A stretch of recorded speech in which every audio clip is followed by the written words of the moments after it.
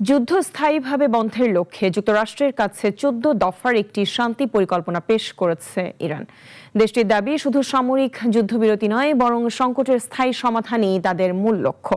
ইরানের আধার সরকারি বার্তা সংস্থা তাসনিম নিউজ এক প্রতিবেদনে এ তথ্য জানিয়েছে। সব ক্ষেত্রে যুদ্ধ বন্ধে যুক্তরাষ্ট্রকে নতুন ১৪ দফা শান্তি পরিকল্পনার প্রস্তাব দিয়েছে ইরান। এক প্রতিবেদনে এ তথ্য জানিয়েছে কাতার ভিত্তিক বার্তা সংস্থা আল জাজিরা এবং ইরানের আধা সরকারি বার্তা সংস্থা তাসনিম নিউজ।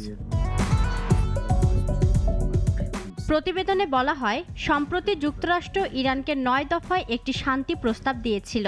তেহরান সেই প্রস্তাবের পাল্টা জবাবে এই ১৪ দফা পরিকল্পনা জমা দিল।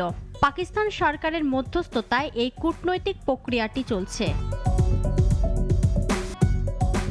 ইরানের উপপররাষ্ট্রমন্ত্রী কাজেম ঘারিভাবাদি তেহরানে নিযুক্ত বিদেশি রাষ্ট্রদূতদের এক সম্মেলনে বলেন, চাপিয়ে দেওয়া যুদ্ধের স্থায়ী অবসানের লক্ষ্যে পাকিস্তানের কাছে একটি পরিকল্পনা জমা দিয়েছে ইরান। এখন বল যুক্তরাষ্ট্রের কোর্টে। তারা কূটনীতির পথে হাঁটবে নাকি সংঘাত বজায় রাখবে, সেই সিদ্ধান্ত তাদেরই নিতে হবে।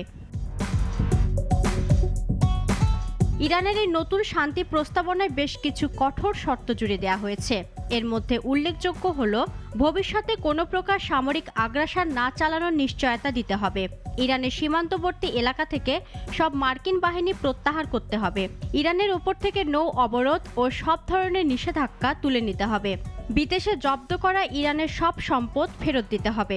লেবানন সহ সব রণাঙ্গনে যুদ্ধের অবসান ঘটাতে হবে। প্রতিবেদনে বলা হয়েছে, যুক্তরাষ্ট্র ২ মাসের সময়সীমা দিয়ে একটি অস্থায়ী যুদ্ধবিরতি চেয়েছিল, কিন্তু ইরান সেই প্রস্তাব প্রত্যাখ্যান করে জানিয়েছে, যাবতীয় সমস্যার সমাধান আগামী ৩০ দিনের মধ্যেই করতে হবে। তেহরানের ভাষ্যমতে, তারা কেবল যুদ্ধবিরতির মেয়াদ বাড়ানো নয়, বরং যুদ্ধের চূড়ান্ত অবসান চায়। ইফফাত আরা মিথিলা, নাগরিক।